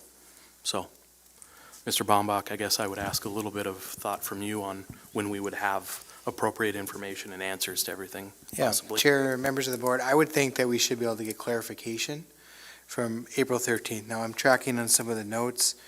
There were probably some items for clarification that are relatively easy to seek by that April 13th. There might be other parts of it, like where the legal fees would be paid from, if it's a part of the $10,000 fee, et cetera, that theoretically could take a little bit longer. But, I mean, I would certainly be comfortable by setting an April 13th postponement until April 13th. And at the very least, we'd be coming back with everything learned by that point. If there needs to be more time, there could be action taken then for that. Okay, thank you. Dr. Lund? If we don't have all the information at the April 13th meeting, we can postpone it till the April 27th meeting. But yeah, I don't think you'd want to table it because that's probably not the correct parliamentary procedure, so I agree with Ms. Flynn. Correct. Well, I'd like to make a motion to postpone action on this until the April 27th scheduled school board meeting. April 27th? Yes. We have a motion and a second on the floor. Any further discussion? Can I ask why we can't bring it back on the 13th? Why the two who made the motion don't want to bring it back on the 13th? Jay? I actually don't think the legal fee question will get answered then, and I heard earlier there's no imminently compelling reason to do this. I'm aware there's two questions out there that might seek a pilot, but I'm gravitated towards the statement that there's no imminent need to take action. And I think I personally, if I were on the working end of this question, I would prefer an extra 2 weeks to do my homework. That's the intent of the motion. Hopefully that answered the question. Any other questions? Dr. Lund? It answers the question. Just so you know, I will vote no on that because I don't see any reason why we can't start on the 13th. If we're not done, we can delay it. But just so you know, I'm in favor of doing all this. I just don't see why we have to delay it. So that's why I'll vote no on the motion. Thank you. Dr. Hodak? My reason for voting as such, and the second to the motion is the fact is that we've received now information that was from a January 9th, January 12th, March 12th, that there's been a lot of things that are happening there.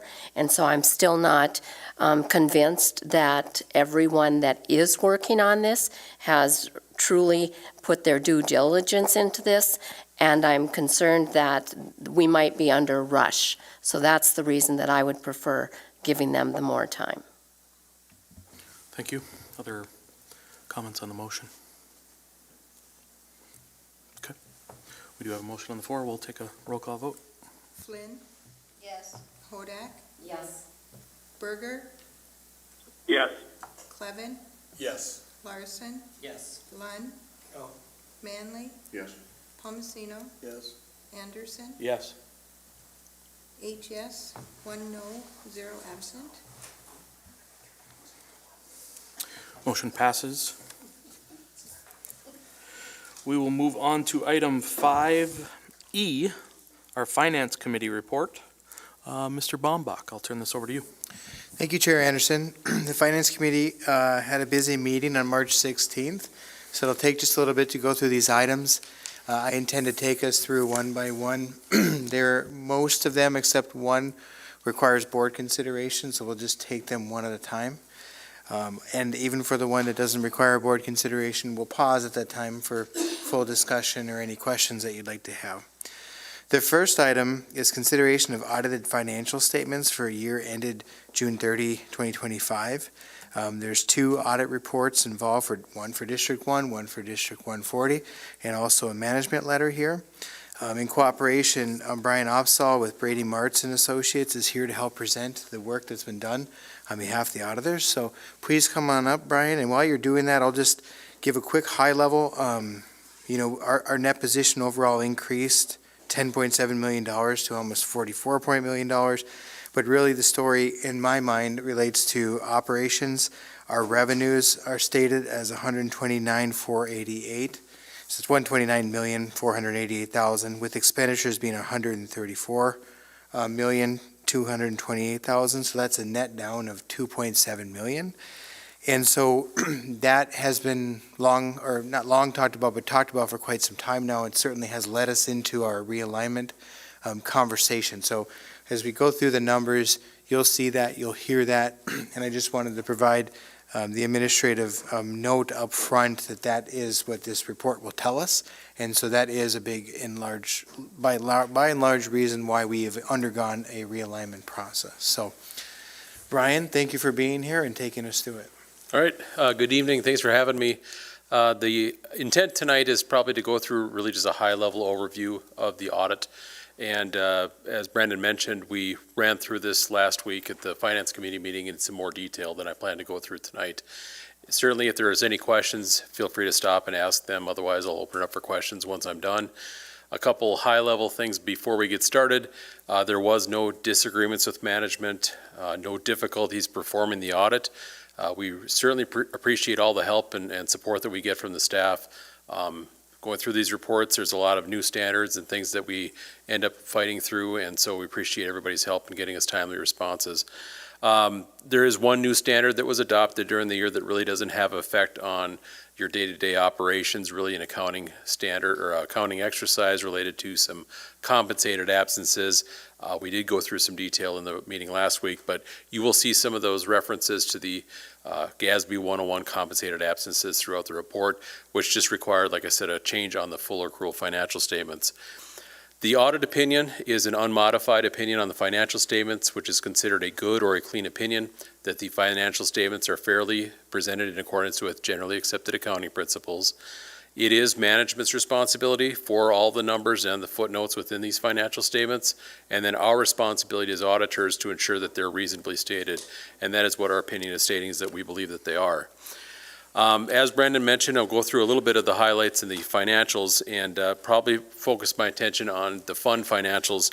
The general fund ended with a fund balance of $8,725,315, which was a decrease of $2,705,816 from the prior year.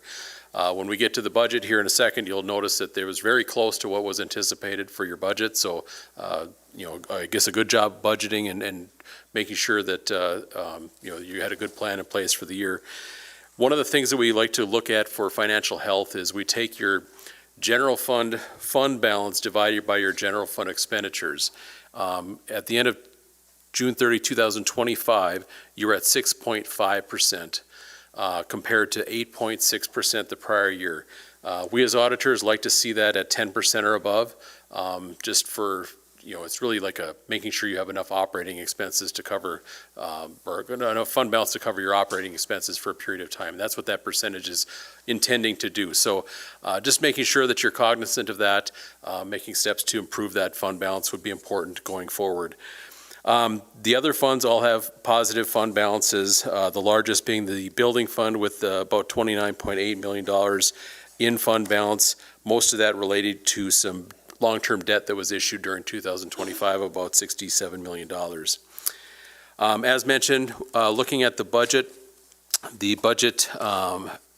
was about $169,000 off from actual, so about a $134 million budget was only off about $170,000. So pretty good job, like I said, budgeting. You budgeted a little bit less than what you'd anticipated, about $2.536 million.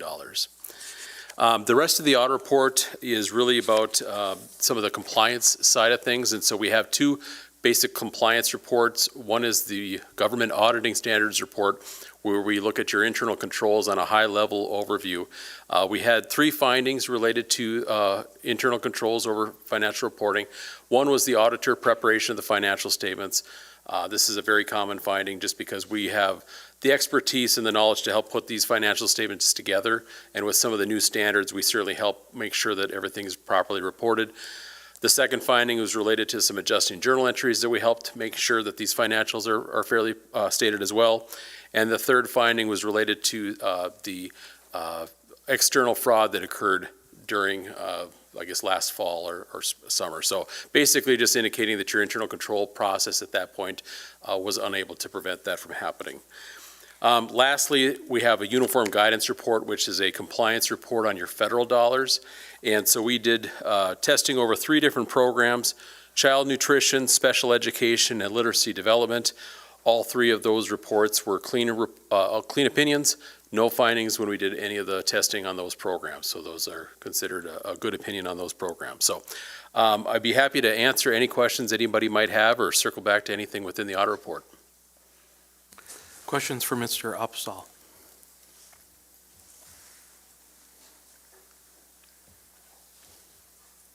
Dave, any questions on the phone?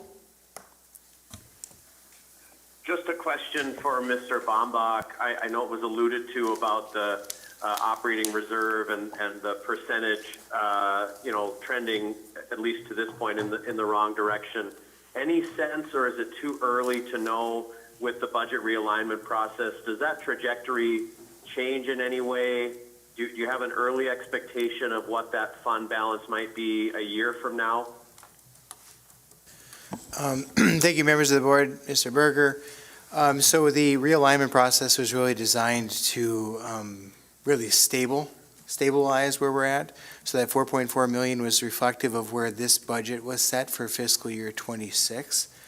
And so the deficit that this year will come to reality, or has been developing, is according to this year's budget, which is at a loss of that $4 million.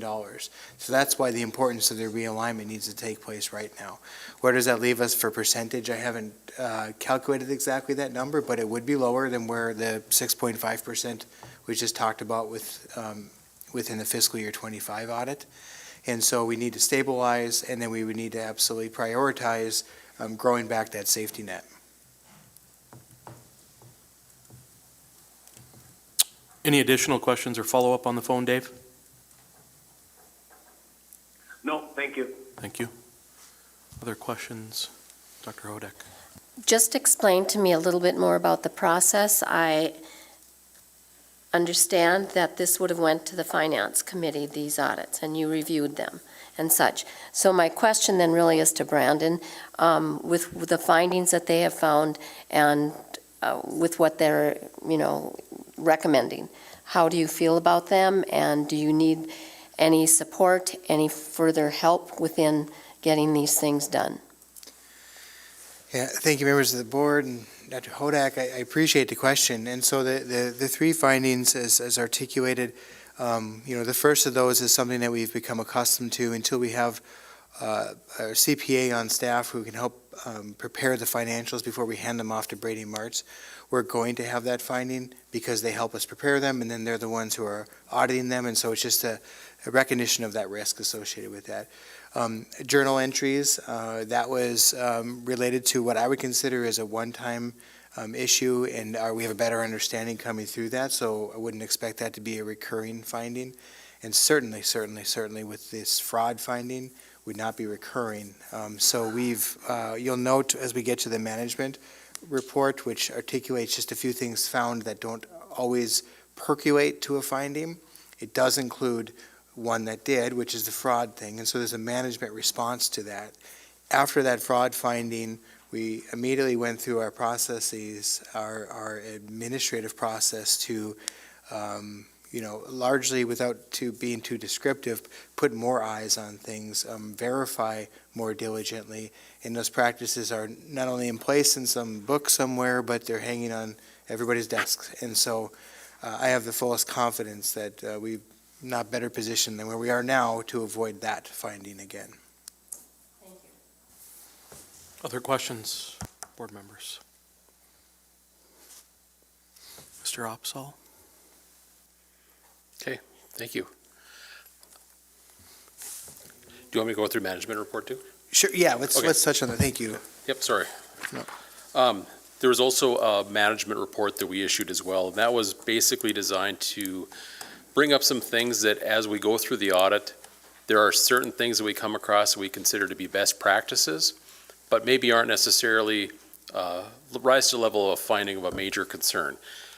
Certainly, if there are items that appear on this several years in a row, they could become a concern at some point, but for right now, just brought to your attention. And as you'll see in here, there are management's responses to help, reduce these comments in the future. So I'll just go through these relatively briefly. The first one is related to the child nutrition program. There is a standard where a lot of folks are submitting online applications, and so there's not really an internal control process there, but there are still some paper applications being received. And we just suggested that once those paper applications are received and entered into the system, that somebody basically goes and checks to make sure that everything was entered in correctly. So just to prevent some errors there. The second one is journal entries. We like to have a second set of eyes review and approve formally journal entries. I think they are being reviewed in some aspects, at least for maybe some of the non-recurring entries. But we do like to see the sign-offs just saying that somebody else looked at them versus the person that prepared them. The third one was just some payroll liability accounts, and this happens quite frequently where I think you have a change in maybe a vendor, and so it gets put in maybe the wrong payroll liability account, so they net out to a pretty small number, but just something to take a look at to make sure that all the withholdings and all the payments are getting made out of the same account. And then lastly, there was a project that was over $200,000 that was advertised for 3 weeks. The Century Code at that time was to be advertised for 3 weeks, so just missed a week there.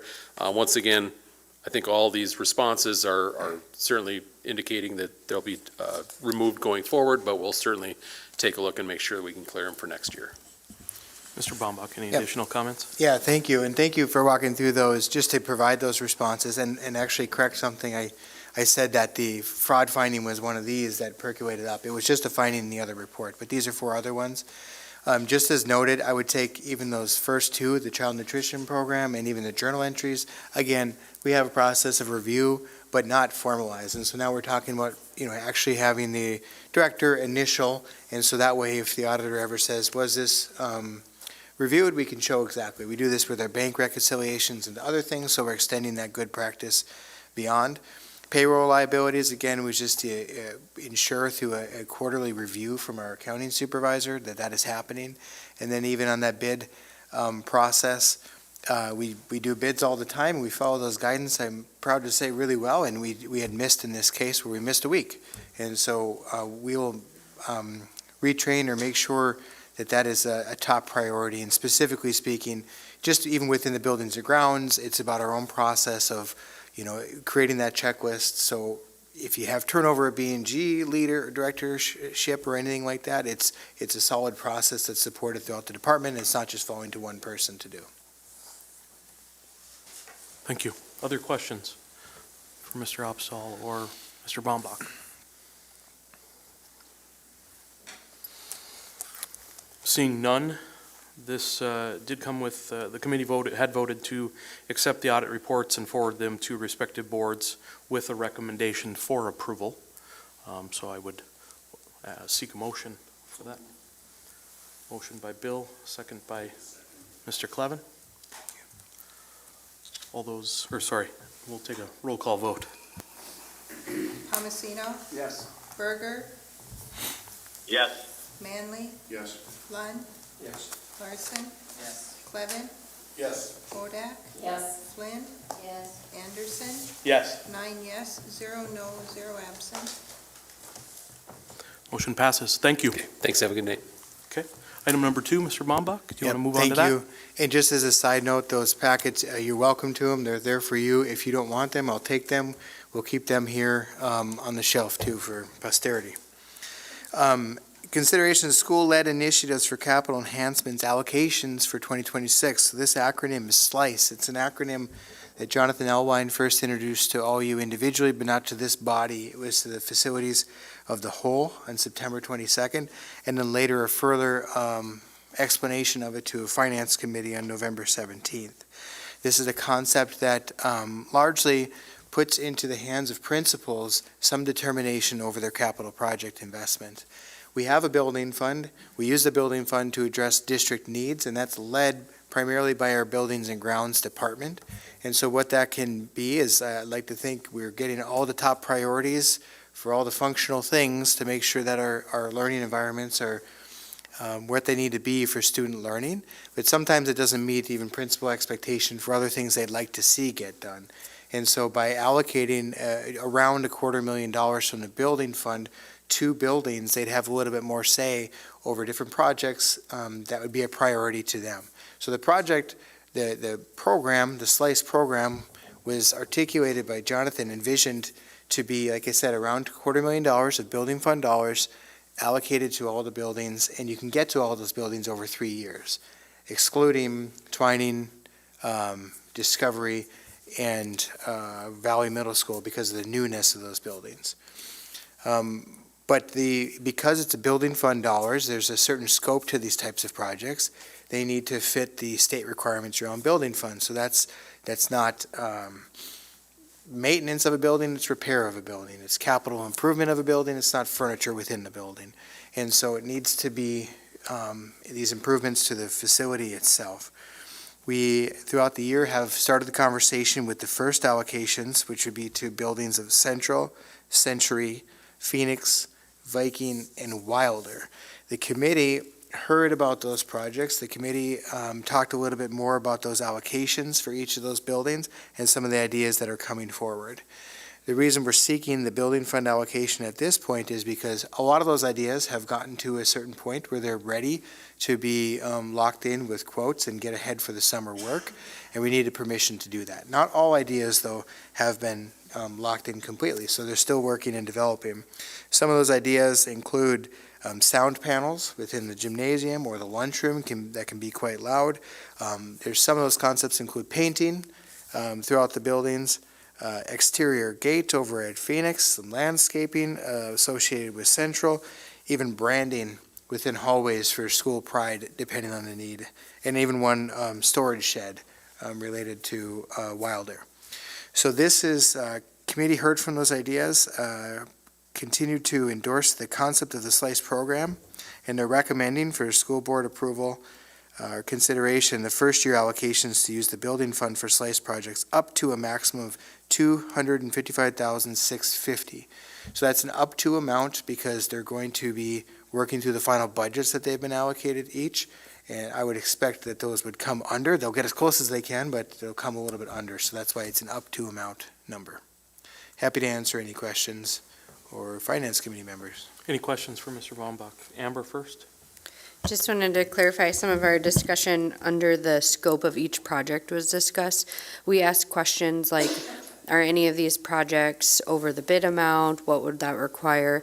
We talked about wants versus needs and where potentially some of these projects would be more appropriate. And there was a process that has been outlined internally.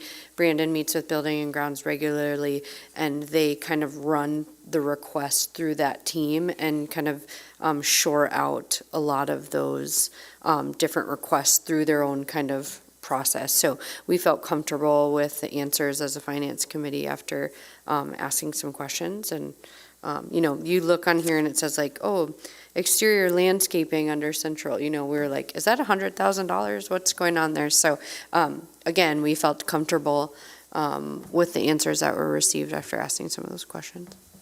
Thank you. Dr. Lund? I'm wondering if you could explain more so for the public than the board actually, how we can talk in 1 hour about budget reconciliation, and then in the next hour we talk about spending money on this. Why we do that? Yeah, thank you, Chair Anderson. Board members, that's a great point. So within our school district, we have a number of different accounting buckets, and they generally correlate to a property tax levy and even state law and how they need to be associated. Our operational budget, our Fund 10, is completely separate, excluded, discrete from what we're talking about now, which is building fund. That's Fund 31. Building funds revenues are strictly from property taxes, and by far the most expenditures are associated with principal and interest payments with debt obligations. And they're usually tied to larger projects that we've undergone. More recently, like the Guaranteed Energy Savings Program that we reported on last board meeting about some of the savings that are driving some of those operational costs in Fund 10. So this would be separate and distinct, and by state law, you cannot cross those lines.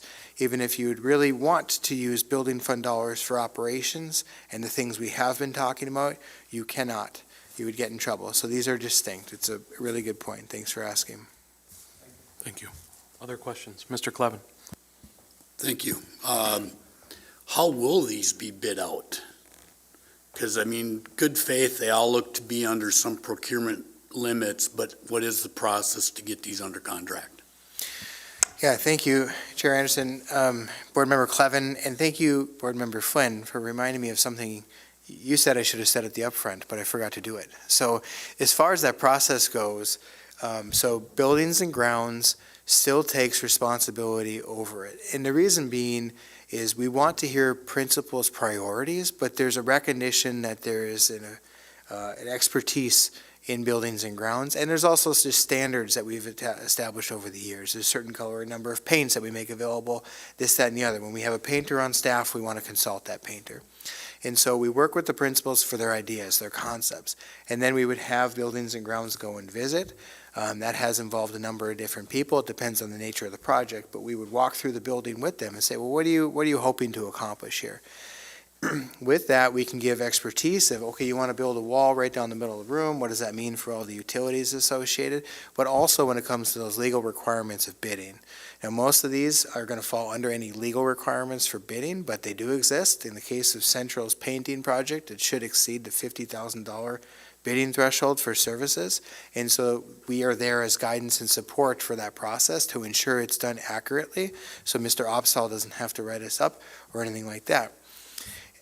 Furthermore, when it does fall under a bidding threshold, we still want to get quotes and an appropriate number of quotes, and we even have our own preferences on different vendors we've worked with, just based on recent history, having worked with some more favorable point of view or not. So the principals have been great in respecting that we, as a B&G department, will still have some of the final say on that, but it's only meant to be in support.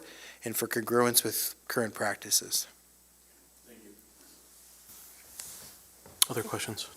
Dr. Hodak? When these projects are completed, will we hear that they're completed or what they were or something to that effect? And either from the building principal or from yourself?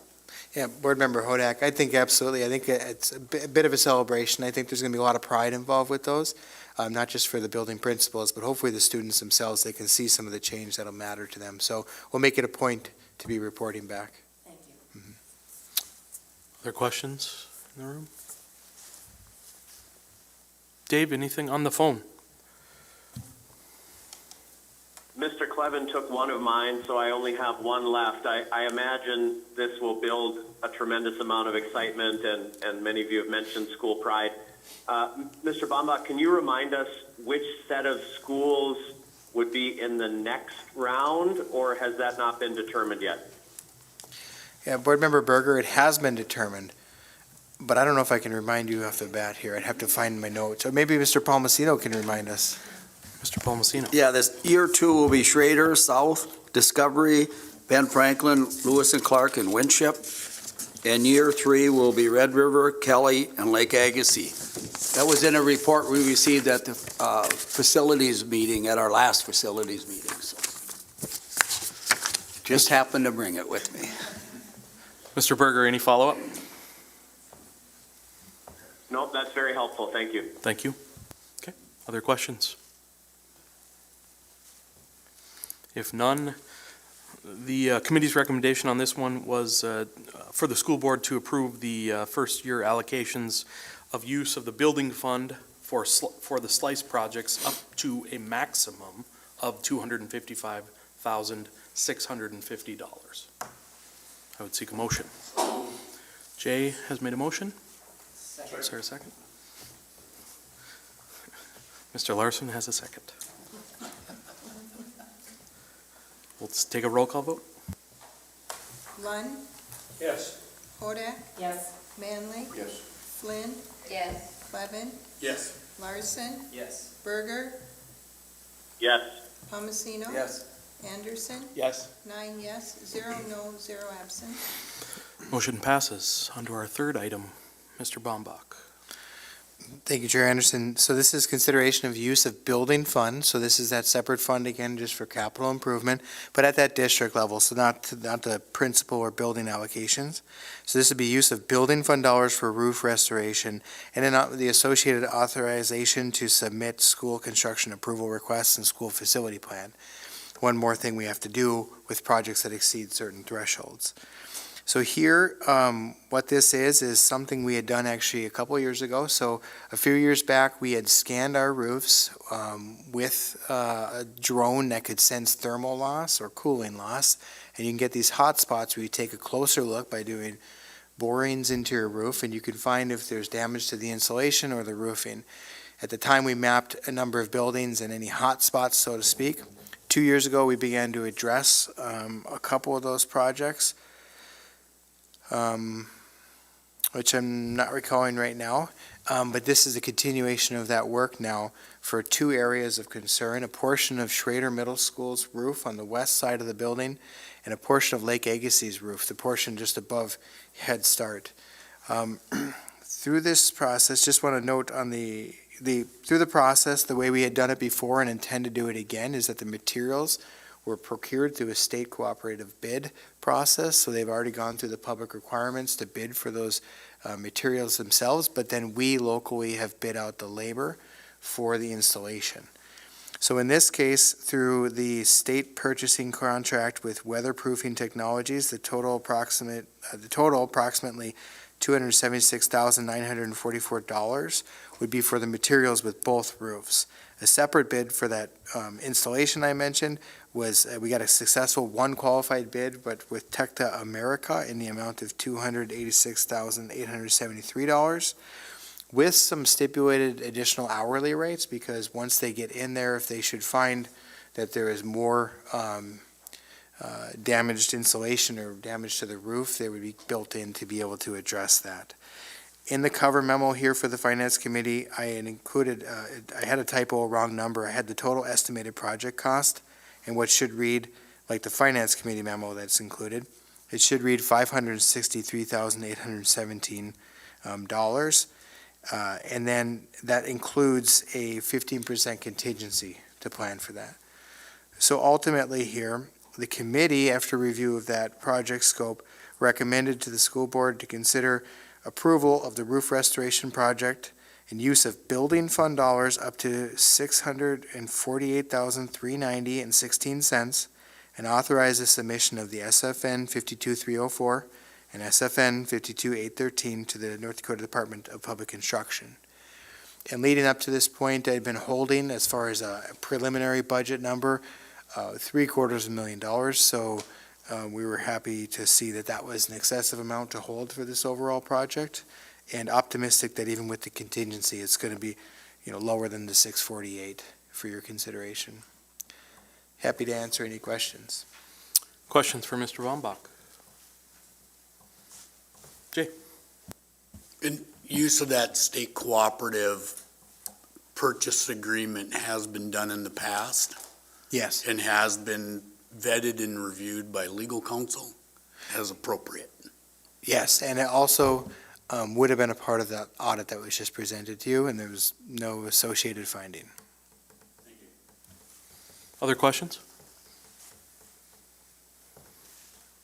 Dave, any questions on the phone?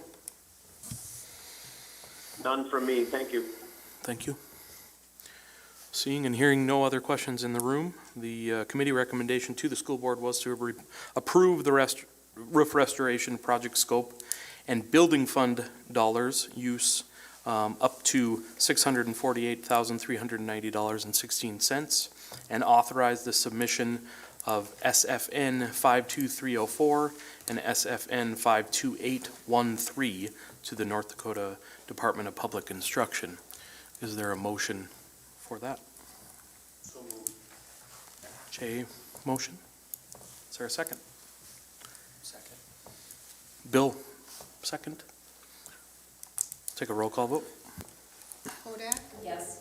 Larson? Yes. Flynn? Yes. Tomasino? Yes. Lund? Yes. Berger? Yes. Clevin? Yes. Manley? Yes. Anderson? Yes. 9 yes, 0 no, 0 absent. Motion passes.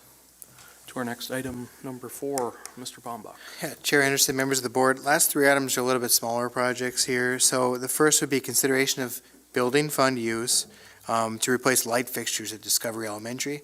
School buildings going on 20 years, we've started to see a number of them fail, and I understand the product is not going to be available forever kind of thing, so the maintenance crew has asked about securing 75 light fixtures to go through what they would anticipate to be failures. So that wouldn't cover every single light fixture within the building, but they would have it available, so they're replacing and repairing those units as they break, which, again, given that those fixtures are not going to be on the shelves for too much longer, I understand, it's to secure the replacement instead of having to try to swap out and match light fixtures. The quote received, included in the Finance Committee packet, totals the amount of $38,385. The committee recommends building fund use dollars, or building fund dollars for that purchase. Questions on this one for Mr. Bombach? Mr. Clevin? And thank you. And here we're just buying fixtures and warehousing them, and installation will be by Grand Forks Public School staff at some point in the future. Is that accurate? Yeah, Grand Forks Public School District staff installation. They think they will try to take a large project attempt this summer to get most of those, but there will be some that it wouldn't be replaced. They'd be there and ready for repair as soon as needed. Other questions? Dave, any questions on the phone? No, thank you. Thank you. Seeing no other questions in the room, again, the committee recommended the use of building fund dollars for this purchase of $38,385. Is there a motion to approve?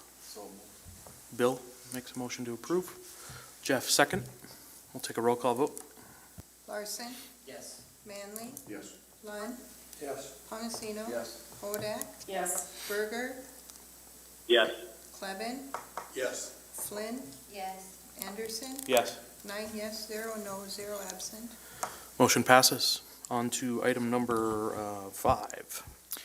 Yep, thank you, Chair Anderson. Item number 5 is a notice of committee action. So in this case, it falls within the authority of the Finance Committee as treated as a change order to a project that has largely wrapped up. But with Schrader Middle School as a part of it, some of the building was affected by the remodel for the safety and security on the east portion of the building.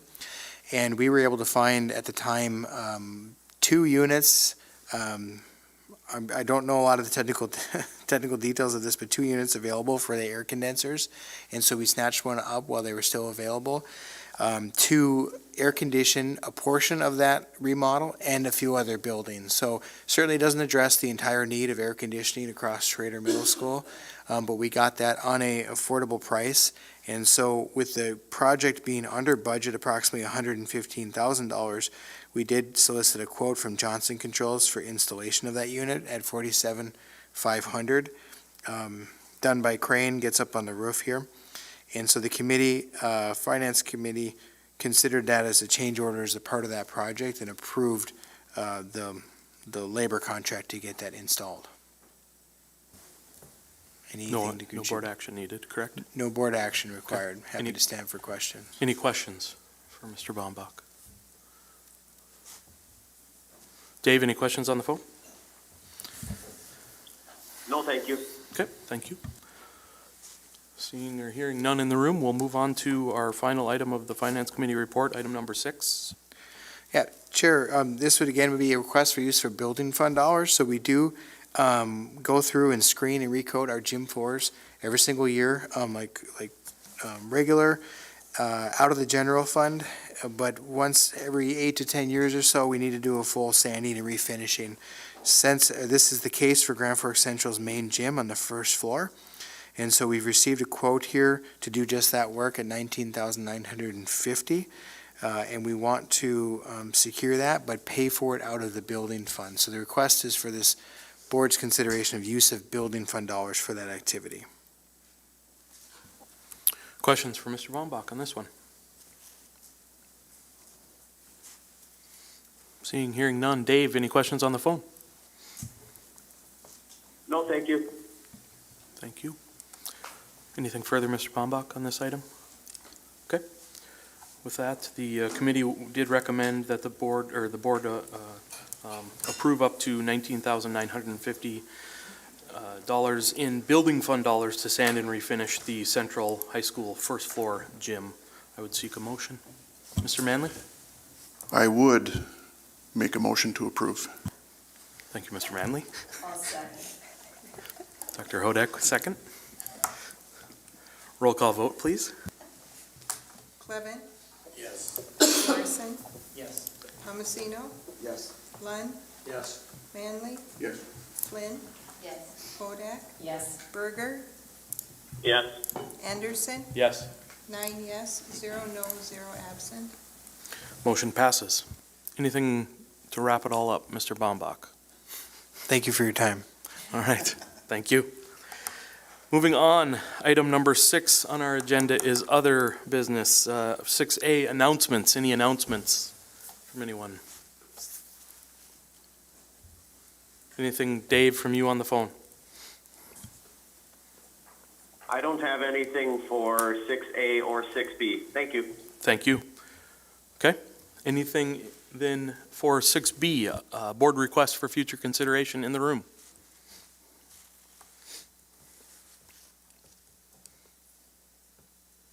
Okay, hearing, seeing none, we'll move on to 6C. Mr. Palmesino, how did we do? We did very well. Good discussion. Thank you. We are adjourned. Mr. Thomas